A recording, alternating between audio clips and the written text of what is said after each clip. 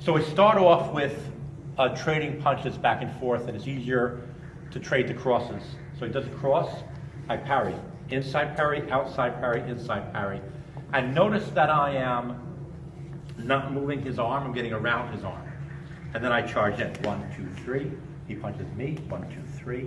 1, 2, 3. These are physiological placeholders for other movements. Later on, he throws the cross, and I'm going to go 1, 2 is a hammer on his arm. 3 is picking up, and I charge through that to maneuver his face with a hammer fist, and then I can go and lock up and get a break or whatever. But you need that placeholder, because if you start busting each other ahead of time, it really makes the day a long day, right? Then the next step I gave you was he does the jab and a cross. We do each of those on the outside. So I show the jab, 1, 2, 3, and then he throws a cross, 1, 2, 3, like you with those. 1, 2, 3. Jab and then cross, right? With the thing on the outside, all right?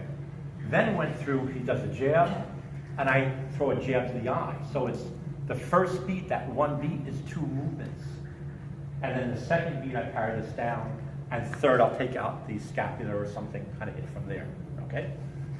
So it comes with the other hand, eye jab. So it's parry and eye jab are one beat. Parry down is the second beat. And an elbow could be the third beat, okay? Then we went on the inside angle. So he throws a punch. And now I take it inside. Now when we go inside, it's a little different. When he threw the punch originally, and I had you move outside, notice I did not move his arm, I get around that. When we go inside angle is more advanced, I'm actually attacking from here. I can go with the elbow spear here, or the version I showed you was a backhand. So the timing of that is 1, 2, and I'm actually pushing his arm out. And then 3 is a backhand onto his face, 4, and get out of there, 2 slaps.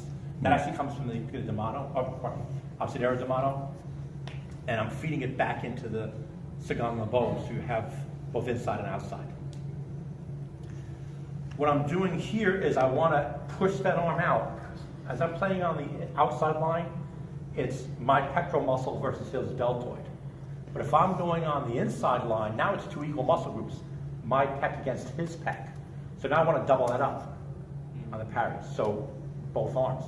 You don't want to push this too far back to the point of stretch. If I throw his arm back, that fires off that backhand. So I come in just enough to get that inside angle.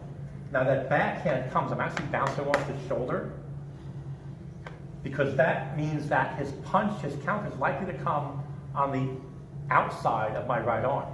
So if he punches during the process there, it'll probably get picked up by my forearm.